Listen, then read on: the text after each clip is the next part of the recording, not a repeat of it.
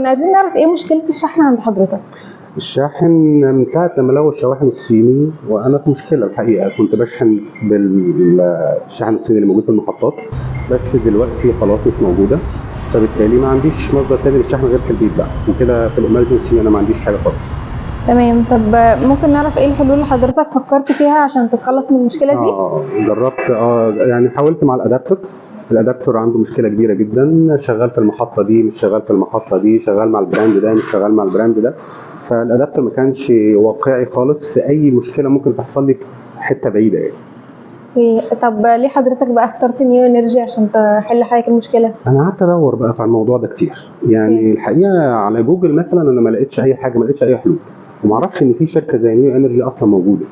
يعني مش هتصدقيني بقى لو قلت لك إن أنا سألت شات جي بي تي. شات جي بي تي هو اللي قال لي على نيو انرجي، وهي اوريدي من سكان التجمع وهي في المعادي، فجيت لقيت الموضوع مختلف بصراحه. تمام. ايه رأي حضرتك نروح نجرب مع بعض العربية؟ يلا بينا. يلا بينا. انا قاعد اتفرج لها على